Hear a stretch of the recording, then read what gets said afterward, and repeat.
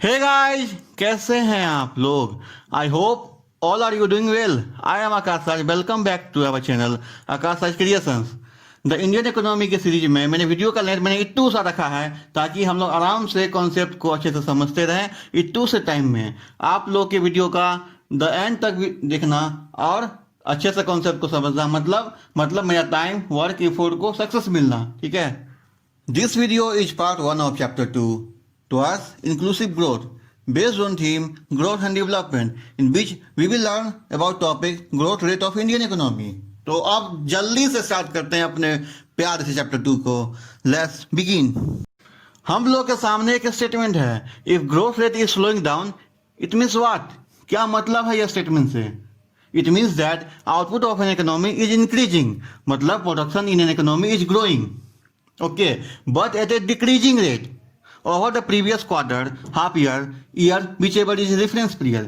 Reference period के meaning को हम लोग आगे समझेंगे। हम लोग जब कंपेयर करते हैं ग्रोथ रेट को प्रीवियस टाइम से, वो क्वार्टरली, हाफ ईयरली या ईयरली भी हो सकता है, तो हम लोग देखते हैं यह ग्रो तो कर रहा है बट डिक्रीजिंग रेट से। यह बात को हम लोग एक टेबल से समझेंगे कुछ ही टाइम में। हम लोग रेफरेंस पीरियड को समझ लेते हैं। In economics a reference period is point of time for comparison between two other period. Okay, two other period means quarterly, half yearly, yearly. It is generally use as a benchmark for measuring financial और economic data. Okay, एक table के help से हम लोग समझेंगे growth rate is slowing down का मतलब क्या होता है। ओके, यहाँ पर 3 ईयर का डाटा दिया हुआ है, इसको कंपेयर करके हम लोग फाइंड आउट करेंगे कि ये आपको स्टेटमेंट जो है ये कितना तक सही है। ओके, 2017 में क्या है, जीडीपी हम लोग का मान लीजिए कि 100 करोड़ है। ओके, 2018 में ये हो जाता है आपको 200 करोड़, मीन्स टू टाइम्स का ग्रोथ रेट देखा गया। ओके, इन 2019 में ये जीडीपी आपको हो जाता है मान लीजिए 250 करोड़, मीन्स 1.25 टाइम्स इसका ग्रोथ देखा जा रहा है। तो ये 2019 में ग्रोथ रेट तो हो रहा है पॉजिटिव बाई 1.25 टाइम्स, बट ठीक है, but lower than growth rate in 2018 which was 2 times. ठीक है, तो ग्रोथ रेट यहाँ पर हो रहा है 2019 में भी, 18 में भी, लेकिन 2019 में जो है ग्रोथ रेट आपको वो जो उसका इंक्रीज होना चाहिए, आपको ग्रोथ रेट का परसेंटेज वो आपको नहीं हो रहा है, वो आपको डिक्रीज कर रहा है। Okay, contraction of output means what? If during the same reference period output has declined then it is referred to as contraction of output. ठीक है, in continuous period of contraction over 2 quarters are known as recession. अगर 2 quarters में अगर आपको contraction देखा गया तो इसको हम लोग, ये टर्म को हम लोग रिसेशन बोलेंगे। And still longer period of continuous recession are known as depression. ये 1930s में देखा गया था इकोनॉमी में। ओके, 1930 का जो डिप्रेशन देखा गया था वो वर्ल्ड इकोनॉमी में देखा गया था। Okay, growth play an important role in an economy. If there will be increased growth, it means that there would be increased level of output. An increased level of output which will generate increased income in an economy. ठीक है, then earlier times, and this will increase income for factor of production. Factor of production means क्या है ये? They are land, labor, capital and entrepreneurship which is used to generate or manufacture output. Increase income for factor of production will extend circular flow of income and product in an economy. It will expand which would further increase growth and then further increase output and increase in income will go on.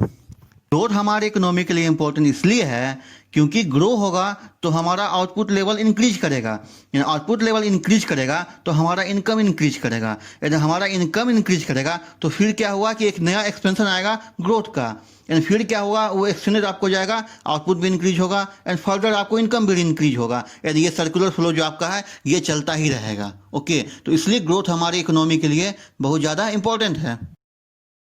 जब हम लोग का income increase करता है तो हम लोग का क्या है, परचेजिंग पावर भी आपको इंक्रीज कर जाएगा।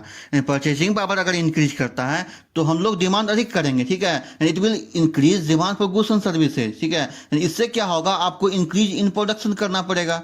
Increase in production means increase output and this will generate increase income. Okay, increase income is equal to increase saving. Income अगर हम लोग का अधिक होगा तो हम लोग का सेविंग भी अधिक होगा पहले से। अगर सेविंग अधिक होगा तो हम लोग उसको क्या करेंगे, इन्वेस्टमेंट कर देंगे। हम लोग तो उसको क्या करेंगे, घर में नहीं रख के रखेंगे, उसको हम लोग जाके इन्वेस्ट कर देंगे and it will increase further output and increase income. If there is increase in growth rate of an economy, it will signify well-being of that economy. Living standard of the people will boost up. Okay, jobs will be created, employment will increase, and unemployment जो economy के लिए एक problem है वो remove होगा. By creation of jobs, income levels of people of a nation will increase and overall wealth of an economy will get boosted up because purchasing power of the economy will be high. सुन के इतना अच्छा लग रहा है तो क्यों ना economy या नेशन को चाहेंगे कि उनका इकोनॉमी ग्रो करे. And growth should be incremental. Okay, means growth rate में इंक्रीज हो. किसी भी इकोनॉमी के लिए उसका वेल्थ इंक्रीज करना चाहिए. And India was believe till the reforms in 1990 we are initiated caught to in a low growth cycle. इसमें क्या था, आपको इनकम लेवल कम था. इनकम लेवल कम होगा तो लो सेविंग होगा. लोग सेव कहाँ से कर पाएंगे, एंड दस लो इन्वेस्टमेंट, उससे आपको लो इन्वेस्टमेंट होगा इकोनॉमी में. Ultimately again leading to low income and again to lower savings. Okay, तो फिर क्या होगा, सेविंग्स आपको कम होगा which is known as the low growth cycle. वो जो साइकिल का ग्रोथ रेट है वो काफ़ी लो हो जाएगा, लो हो गया था. It was also said during those days that India is unable to break through the Hindu rate of growth, which is inability to grow beyond even 3.5%.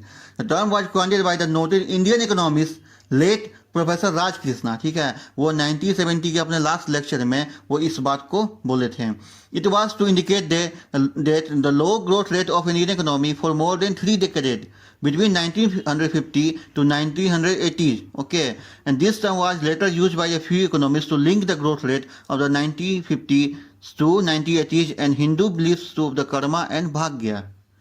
If there would be low income and increasing population, it will lead to increased poverty and unemployment in the country and regional or inter-regional imbalances and also widening of income inequalities. Okay. जब भी किसी economy में आपको अगर income लो होता है and population increase करेगा तो वो क्या लेके आएगा, वो आपको पॉवर्टी एंड अनएम्प्लॉयमेंट में वो इंक्रीज लेके आएगा. ठीक है, एंड रीजनल जो आपको बैलेंस है वो आपको बिगड़ के रह जाएगा. ठीक है, एंड इनकम जो इक्वलिटी है, इनकम का डिस्ट्रीब्यूशन जो इक्वल था वो अब इक्वल नहीं रह जाएगा, वो अनइक्वल हो जाएगा इकोनॉमी में.